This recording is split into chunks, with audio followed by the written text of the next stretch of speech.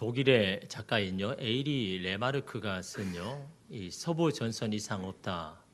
아마 들어보신 분도 있고 굉장히 그런데 오래된 소설책이죠. 1929년도에 출간이 되었는데 출간되자마자 25개 언어로 이렇게 발간이 됐습니다. 300만 부 이상이 이렇게 팔렸죠. 그래서 이 서부 전선 이상 없다라는 이 소설을 가지고 영화로도 만들어 가지고 이 아카데미 작품상, 감독상을 이렇게 받았는데요.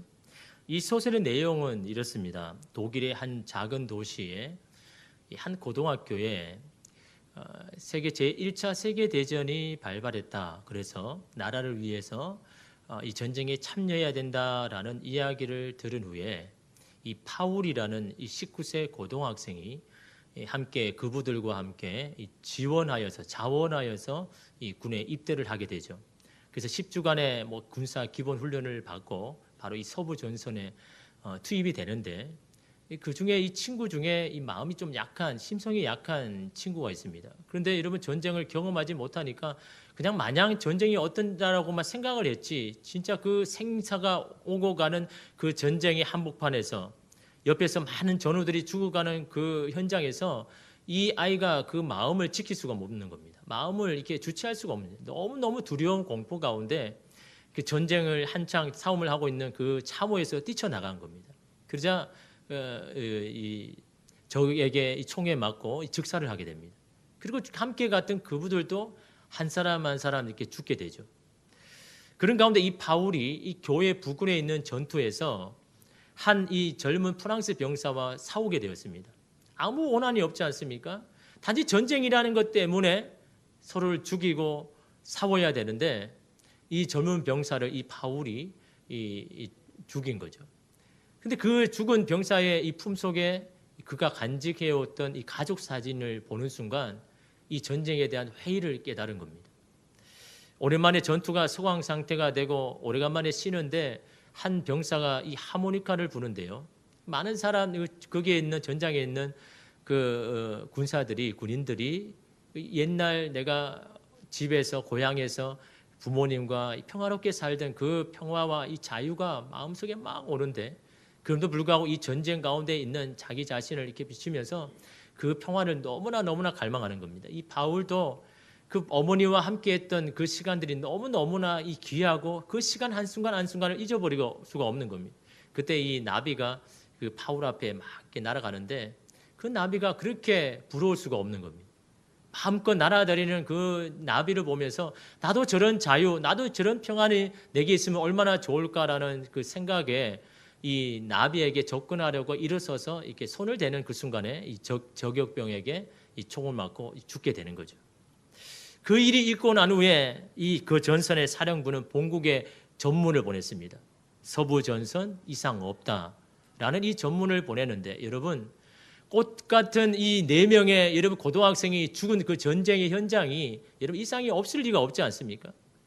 이대 올리기에 여러분 허위와 여러분 그런 이 환상에 빠져서 서부 전선에 죽어가는 그 젊은 사람이 여러분 많은 사람이 죽어가는데 이 전선이 이상이 없다라고 말하는 그것이 여러분 잘못된 것이 아닙니까? 이 소설을 이렇게 본 많은 사람들이 이 반전 운동에 동참을 하게 되는 거죠. 더 이상 이 땅에 이 전쟁이라는 것은 있을 수 없다, 있어서는 안 된다라고 그렇게 이야기를 합니다.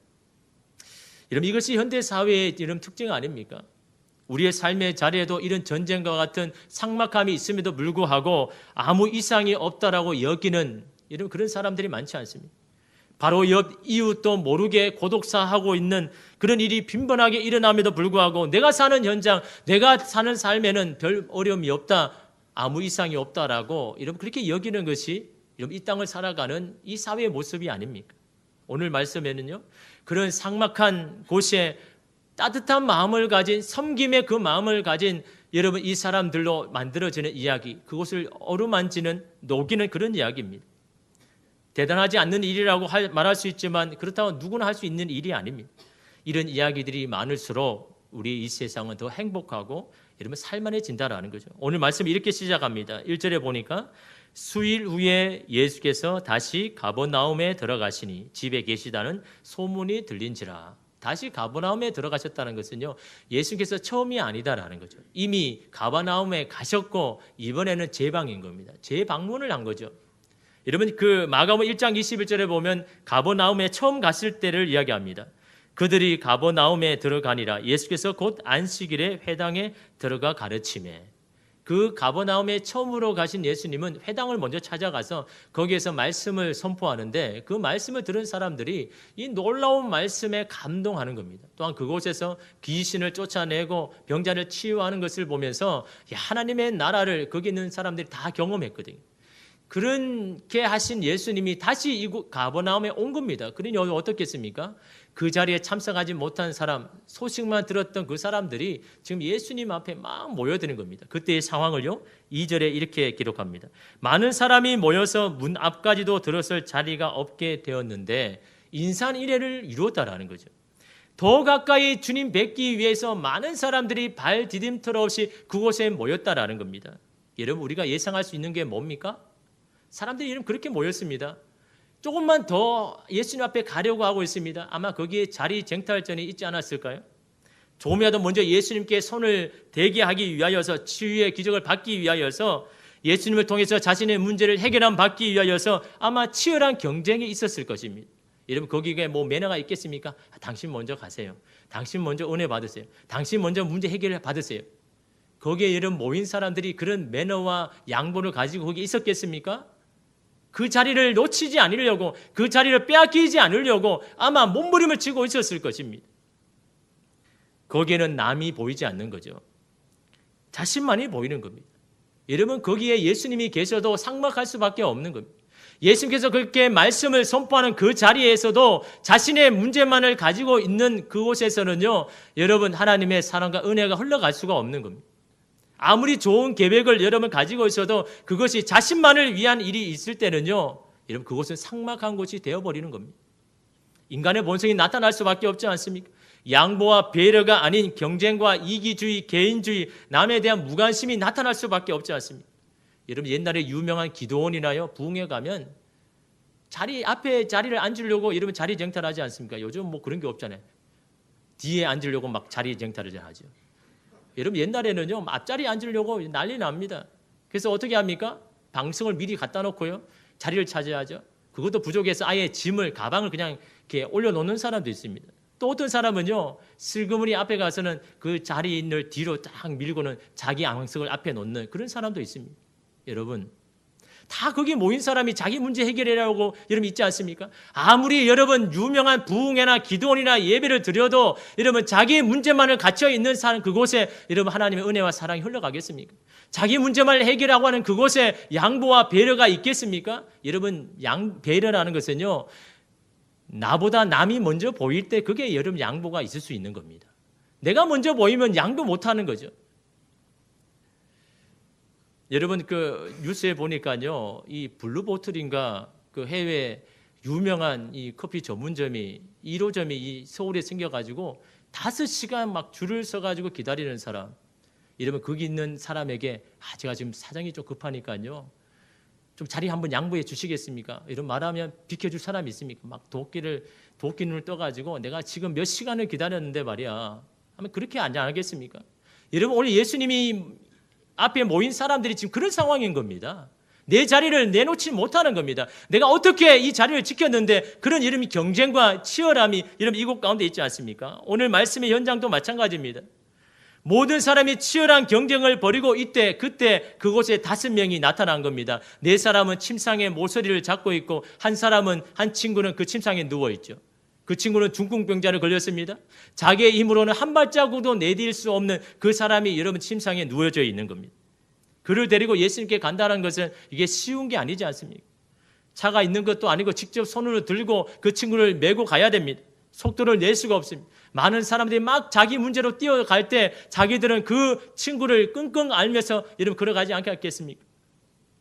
들쳐업고 가지 않는 것으로 봐서는요, 아마 거리가 멀었을 겁니다. 가까운 곳이라면 여러분 한 친구가 등에 메고 갔지 않았겠습니까? 너무 먼 거리니까 이 4명이 침상을 메가지고 이런 가고 있지 않습니까? 참으로 마음이 따뜻한 이런 모습이고 섬김 아닙니까? 외면을 버릴 수 있는 사람인데 예수님께로 데리고 가고 있더라라는 겁니다. 아마 여러분 지금까지 그들은요, 이 한 친구를 먹여 살렸을 겁니다. 네 사람이 이들의 이 생계를 책임져 줬을 겁니다. 사실 여러분 그 정도만 해도 잘한 일이죠. 그럼에도 여러분 그들은 그것으로 끝내지 않았다라는 겁니다. 그의 근본적인 것을 해결해 주고 싶었다라는 겁니다. 여러분 섬김과 긍휼이 이와 같습니다. 여러분 섬김이란 것은 어느 정도까지라는 선이 없습니다. 이만하면 내 할 도리가 다 했다라고 하는 것은 섬김이 아닌 겁니다. 섬김의 마음도 아닌 겁니다. 어떤 사람은 그럽니다. 목사님, 어디까지 제가 참아야 합니까? 제가 어디까지 희생해야 합니까? 제가 어디까지 도와줘야 됩니까? 참 어려운 질문 아닙니까? 그런데 여러분 어떻게 보면 그게 굉장히 쉬운 여러분 답입니다. 우리가 누구인가라는 것을 한 번만 생각된다면요, 여러분 그것은 어려운 문제가 아니더라라는 겁니다. 그 질문 저한테 할 필요가 없습니다. 왜냐하면 예수님 이미 그 답을 주셨거든요. 여러분 우리가 그리스도인이라면 예수님이 가신 그 길을 걸어가고자 한 번만이라도 생각했다면, 예수님의 모습을 조금이라도 따라가려고 하는 마음이 있다면 여러분 그분의 답을 나의 답으로 여러분 여길 겁니다. 예수님은 여러분 섬김에 대해서 뭐라고 이야기합니까? 마가복음 10장 45절 말씀에 인자가 온 것은 섬김을 받으려 함이 아니라 도리어 섬기려 하고 자기 목숨을 많은 사람의 대속물로 주려 함이라. 예수님이 이 땅에 섬기려고 오셨는데 그분의 섬김이 어떠하다고 이야기합니까? 어디까지 섬겨야 된다고 이야기합니까? 언제까지 섬겨야 한다고 합니까? 자기의 목숨을 내주기까지. 이게 무슨 말입니까? 그 선이 없다라는 겁니다. 그 끝이 없다라는 겁니다. 여러분 한계는요, 섬김을 받는 자에게 달려있다라는 겁니다. 섬기는 자가 정하는 선이 아니라는 겁니다. 섬김이라는 것은요, 섬김을 받은 자의 입장에서 그가 원하는 데까지 그것이 섬김의 마침이라는 겁니다. 섬김을 받는 사람이 이제는 더 이상 안 도와주셔도 괜찮습니다, 이제는 되었습니다라고 말할 때까지 해야 되는 게 그게 섬김이다라는 것을 예수님께서 이런 말씀하고 있지 않습니까? 여러분 우리는 그런 섬김을 하고 있습니까? 우리의 선을 정해서 이만큼만, 이 정도까지만 내가 희생하고 섬기지 그 더 이상은 내가 못해, 이러면 이것은 주님이 말하는 섬김이 아니지 않습니까? 헨리 나우엔의 그의 책 긍휼에서 이렇게 말했습니다. 긍휼은 특권적인 위치에서 허리만 구부려 소외된 자들에게 향하는 것이 아니며 높은 곳에서 낮은 곳에 있는 좀 더 불운한 자에게 손을 뻗치는 것도 아니다. 긍휼은 직접 그 사람에게로 다가가 고난이 가장 극심한 곳으로 들어가 거기에 자리를 잡는 것이다. 이게 긍휼이고 섬김이다. 그들과 똑같이 되는 것을 말하지 않습니까? 그의 입장이 되어버리고 그의 마음을 함께 공유하는 것이 긍휼이고 섬김이다라고 말씀하고 있지 않습니까? 자신의 자리에서, 자신의 입장에서 긍휼을 베푸는 것이 아닙니다. 그들의 자리에서 내려가서 그들이 있는 그 자리에 함께하는 것이 긍휼이고 섬김이다라고 이런 말하고 있지 않습니까? 오늘 이 네 명이 바로 이 한 명의 비참한 인생의 새로운 삶을 찾기 위해서 발했습니다. 단지 누가 주는 것을 받아먹는 그런 인생이 아니라 자신들과 똑같이 그런 인생을 이 친구도 하기를 원하는, 아마 이 친구가 바로 그것을 원하지 않을까라는 그런 마음이에요. 이 사람의 이 영혼과 삶을 회복시키기를 원하는 그런 여러 마음이 있더라라는 겁니다. 그런 인생을 다시 살 수 있다면 자신의 수고와 애씀은 개의치 않겠다는 것이 이 네 명의 마음 아닙니까? 여러분 이런 따뜻한 마음의 섬김이요, 인생의 커다란 위기 가운데 있던 사람이 새로운 삶을 이런 찾게 되지 않습니까? 온전한 섬김과 긍휼이 한 영혼의 인생을 바꾸는 첫걸음이 여러분 되었다라는 겁니다. 여러분 수많은 사람이 자기의 문제만을 해결하기 위해서 예수님께로 모였습니다. 그 와중에 한 명의 영혼을 살리기 위해서 그 먼 거리를 땀을 흘리며 예수님께로 온 자도 있다라는 것을 오늘 성경이 저와 여러분에게 말씀하지 않습니까? 그런 그들의 상황을 이해해 주거나 양보해 주고 배려해 주는 사람이 없다라는 것. 자신의 문제가 더 크고 자신이 먼저 해결함을 받아야 한다고 생각하는 이들에게 이 한 명을 향해서 내어줄 공간이 오늘 말씀에 없다라고 이런 말씀하고 있지 않습니까? 여러분 오늘 4절 말씀해 보십시오. 무리들 때문에 예수님께로 나아가지 못하고 있다라고 이런 말하고 있지 않습니까? 무리들 때문에. 어떤 무리들입니까? 자기의 문제만 해결하려고 하는, 남이 보이지 아니하는 그들 때문에 이 네 명의 온전한 섬김이 여러분 지금 방해를 받고 있다는 것을 오늘 성경이 우리에게 말씀하지 않습니까? 어제 저녁 10시에요. 설교 준비를 좀 마치고 그 아이들이 어제 좀 잘한 게 있어가지고 좀 보상을 좀 해주려고 아이스크림 가게에 갔습니다. 근데 그날따라 저녁 10시인데도 사람들이 막 그 줄을 서 있는 거, 주문하는 줄이 엄청 많은 겁니다.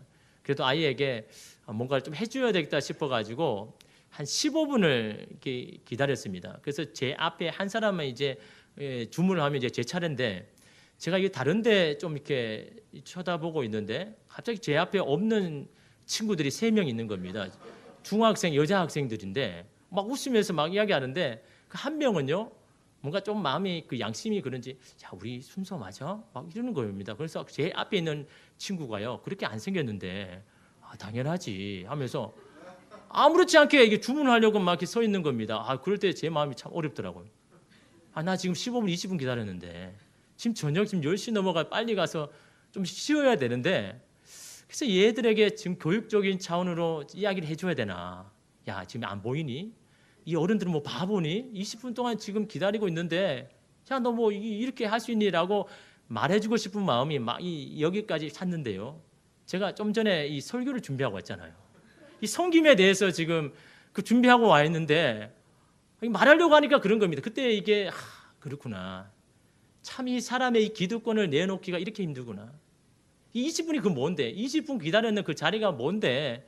분명히 아이들이 뭐 사정이 있었겠지 않겠어요? 빨리 가서 뭐 공부를 하든지 모르겠습니다. 공부하러 가는지 모르겠지만 뭐 공부를 하려고 아니면 부모가 기다리니까 뭐 여러 가지 사정으로서 인해서 어쩔 수 없이 그렇게 할 수밖에 없는 그 아이에게 그 자리를 내어주는 게 이렇게 힘이 드는구나. 이게 참 이게 쉬운 일이 아닌구나라는 것을 그 아이들을 보면서 이렇게 보게 됩니다. 자신들의 고생과 수고만 생각을 하는 거죠. 그것을 차지하기 위해서 새벽부터 애서 겨우 얻은 것이지 않습니까? 이것을 얻기 위해서 잠도 자지 않고 제대로 쓰지도 못하고 놀러 가지도 않고 벌어온 것 아닙니까? 이것을 내어놓기가 여러분 어디 쉬운 일입니까? 이러한 그들 앞에 4명의 섬김과 헌신이 더 이상 나아가지 못하더라는 겁니다. 여기까지인가? 여기에서 포기해야 되는가? 이 정도 했으면 우리 할 도리 다 했는지 않는가라고 스스로 위안을 할 수 있지 않습니까? 이 4명이요. 그동안 잘했잖아요. 이 정도만 해도 칭찬받아야 할 일인데 그러나 여러분 이 무리들 앞에서 이 섬김이 더 이상 하지 못하게 되었다라는 겁니다. 여러분 제가 전도사 시절 때 일인데요. 그 아동부에 한 아이가 있는데 고아원에 있는 아이입니다. 그래서 주일만 되면 이 교회에 와가지고 아동부서에 참석을 하는데 근데 이 아이만 이 교회만 오면요 아이들을 그렇게 헌금을 빼앗는 겁니다. 아이를 때리고요. 또 예배 시간에도 그렇게 이 방해를 하는 겁니다. 여러 번 주의를 주었는데도 이게 안 되는 겁니다. 이 통제가 안 되는 거죠. 그러니까 이 피해를 입은 아이들이 집에 가서 부모에게 막 이야기를 하는 겁니다. 그래서 이 부모들이 막 교회에 항의 전화 오는 겁니다. 이 아이를 교회에 계속 나오게 하면 우리 아이 안 보내겠다고. 여러분 이게 현실입니다. 이게 여러분 교회를 다녀도 믿음을 여러분 갖고 있어도요. 내 아이가 다치고 내 아이를 보호하겠다는 이 마음이 여러분 교회를 다녀도 우리 가운데 다 있는 겁니다. 참 마음이 답답하고 어렵더라고요. 그래도 어떻게 합니까? 이 아이를 교회에 안 나오게 해야만 자기 아이들을 보내겠다고 하는데 어떻게 합니까? 그래서 이 문제를 가지고 교육부서가 모였습니다. 이거 어떻게 해야 되나? 그럴 때 이 아동부 부장 집사님이 한 이야기를 했는데요. 참 그 말이 너무 귀해가지고 20년이 지났는데요. 아직까지 제가 기억합니다. 그분이 이렇게 이야기합니다. 이 아이를 교회가 품어야죠. 지금 우리의 아이가 내일 당장 고아가 안 된다는 보장이 있습니까? 여러분이 언제 갑자기 사고가 나서 죽으면 우리 자녀도 고아가 될 텐데 나의 아이라고 생각되면 이 아이를 내칠 수 있겠습니까? 부모를 설득해서라도 우리가 이 아이를 지켜주어야죠. 그 말이에요. 거기는 모든 사람들이 다 숙연해집니다. 그렇게 해야지. 그래 교회가 뭐 그래야지. 그렇게 해서 교회를 안 보낸다면 안 보내게 그냥 내버려 두고 우리가 이 한 아이라도 우리가 지켜야 되지 않느냐. 그런 이야기들이 막 나와가지고 그래서 결론은 부모님을 설득하고 전화해서 막 설득해서 그래도 이 아이를 그래도 나오게 해야 된다라고 이렇게 설득을 이렇게 했습니다. 여름 성경학교가 되어가지고 이 선생님들이 아이들을 위해서 기도하는 시간이 있습니다. 근데 이 아이를 위해서 기도하는 해주는 분이 없는 거예요. 그래서 이 아이는 뻘쭘히 그냥 서 있는 겁니다. 그래서 제가 이 아이가 이렇게 위해서 좀 기도해주고 싶은 마음이 들어가지고 그 아이를 이렇게 가슴에 품고 확 하는데 막 눈물이 나더라고요. 그래서 제가 기도했습니다. 하나님이 아니면 이 아이를 누가 돌봐주겠습니까? 하나님이 아니면 이 아이를 누가 위로해 주겠습니까? 주님이 아니시면 이 아이의 인생을 누가 책임져 주겠습니까? 주님이 이 아이의 부모 되어 주십시오. 주님이 이 아이를 하나님 지켜 주십시오. 보호해 주십시오라는 그 마음을 가지고 기도하는데요. 얼마나 눈물이 나는지. 근데 이 아이는 막 발부둥을 치는 겁니다. 놔라고. 놔주세요 막 그러는 겁니다. 그래서 제가 더 끌어안았죠. 그래서 아이에게 이렇게 이야기했습니다. 전도사님은 내가 얼마나 힘든지 외로운지 안다. 그런데 하나님도 그걸 아셔. 하나님은 너를 귀하게 여기고 너를 정말 정말 사랑한다 라고 이야기하니까 그제서야 얘가 조용히 있는 겁니다. 제가 그 교회를 사임하는 마지막 날에요, 그 아이가 막 전도사님 하면서 오는 겁니다. 그리고는요, 제 양복 주머니에 초코파이 하나, 사탕 2개를 넣는 겁니다. 아마 주일 아침에 고아원에서 받은 간식인 것 같아요. 그걸 이렇게 제 주머니에 넣으면서 전도사님 안녕히 가세요 라고 그렇게 이야기를 하는데 마음에 얼마나 이 감동이 되고 참 위로가 되는지요. 아마 그 친구는 잘 되었을 겁니다. 왜냐하면 하나님께서 그 영혼을 지켜주실 것이고 또한 그 영혼이 하나님을 만났을 겁니다. 왜요? 교회가 그 아이들을 포기하지 않았으니까. 교회가 그 아이를 끝까지 지켜주었으니까 아마 그 아이는 하나님을 만났을 것이고 또한 그 마음으로 아마 이 땅에서 잘 살고 있을 것입니다. 주일학교를 섬기는 교사 여러분, 또 아이를 양육하는 여러분, 우리 아이들 참 말 안 듣죠. 마음 속상하게 하죠. 막 나는 내 힘을 다해서 내 애정을 다해서 아이들을 키우는데 그 마음을 몰라줄 때 마음이 힘들지 않습니까? 내가 이렇게까지 해야 되나? 내 인생을 헌신하면서까지 아이를 이렇게 하는데 아이들이 여러분 내 마음을 몰라줄 때 마음이 속상하죠. 그럼에도 여러분의 귀한 섬김을 이 아이들이 자라서 기억할 것입니다. 그리고 여러분의 섬김을 통해서 그들이 주님을 보게 될 것입니다. 우리의 섬김은 그 사람이 여러분을 통해서 주님을 만나게 해야 되는 겁니다. 그것이 우리의 사명인 겁니다. 어떤 것으로 가로막혀도 이런 섬김을 내려놓거나 포기해서는 안 되는 겁니다. 왜요? 주님을 만남에 희망이 있으니까. 사람들의 무관심과 배려 없음에도 아랑곳하지 않고 그들은 어떻게 합니까? 예수님께로 데려가려고 합니다. 왜요? 주님을 만나면 이 영혼도 새로운 인생을 살아갈 수 있음을 믿었기 때문에, 예수님 앞에만 나아가면 그의 인생이 회복될 것을 믿었기 때문에 이들의 반대도 불구하고 그들은요 멈추지 않지 않습니까? 온전한 섬김을 위해서는요 불쌍히 여기는 마음만으로는 안 되는 겁니다. 먹여주고 입혀주고 도와주는 것만으로 머물러서는 안 되는 겁니다. 주님 앞까지 데려가야 되는 겁니다. 진정한 회복은 주님을 만나야 하기 때문인 겁니다. 믿지 않는 남편과 아내를 잘 섬겨야죠. 친절하게 대해야죠. 배려도 잘 해줘야죠. 근데 여러분 그것이 끝이어서는 안 된다라는 거예요. 만약 그것이 목적이면요, 그런 친절과 배려를 베푸는데도 상대가 그것을 알아주지 못하고 더 힘들게 하면 당장에 포기하지 않겠습니까? 알아주지도 않는 사람에게 내가 왜 해야 되냐라고 그렇게 말할 겁니다. 우리의 섬김은요, 그들이 주님께 나오게 하는 데까지 가야 된다라는 겁니다. 주님을 만날 수 있을 때까지 섬기고 헌신해야 된다는 겁니다. 그것이 여러분 나의 사명이 되어야 된다는 겁니다. 그래서 섬기면 사명인 겁니다. 사명은 나의 목숨을 다한 날까지 해야 하는 것 아닙니까? 한 영혼을 주님을 만날 때까지, 한 영혼을 살릴 일이 나의 사명이 될 때 우리는 온전한 섬김을 감당할 수가 있는 겁니다. 바로 그것에 회복이 있고 치유가 있는 겁니다. 소망이 있는 겁니다. 그러기에 여러분 오늘 내 친구를 보십시오. 거기에 물러서지 않습니다. 포기하지 않습니다. 왜요? 그것이 그들의 사명이니까. 그들을 주님께로 데려가야 하는 것이 그들의 사명이라고 여기기 때문에 그 섬김을 중단하지 않는 겁니다. 이에 그들이 여러분이 알다시피 지붕에 올라가서 지붕의 것들을 다 걷어내고 그 상을 여러분 예수님께 내려놓지 않습니까? 그때 예수님이 어떻게 반응합니까? 5절 말씀에 보면 예수께서 그들의 믿음을 보시고, 그들의 믿음을 보셨다고 이야기합니다. 그냥 단순한 바라봄이 아닙니다, 여러분. 예수님이 이미 그들을 예의주시하게 보셨고 그들의 섬김을 보셨고 그것에 감동하신 겁니다. 아마 예수님은 거기 있는 모든 사람에게 이렇게 이야기를 했을 겁니다. 저 사람들 참 대단한 친구들이다. 실로 아름다운 섬김의 모습 아닌가? 세상이 저렇게 서로 섬길 수만 있다면 얼마나 아름다울까? 내가 이루려고 하는 세상과 하나님의 나라가 모습이 바로 저것이 아닌가? 아마 거기 있는 모든 사람에게 말했을 겁니다. 그들의 섬김에 예수님이 감동하신 겁니다. 이러한 4명의 섬김으로 이제 이 친구를 향한 본격적인 회복의 이야기가 그 뒤에 일어나는 겁니다. 예수님이 이 한 명에게 새로운 인생을 주시고 그를 고치시고 치유하시고 회복시키는 이야기 아닙니까? 예수님은 그들의 따뜻한 마음과 섬김과 믿음 때문에 그 사람 건강뿐만 아니라 영혼의 문제까지 해결해 주지 않습니다. 마음의 따뜻한 마음으로 되지 않습니다. 국민의 여기는 마음만으로 되지 않습니다.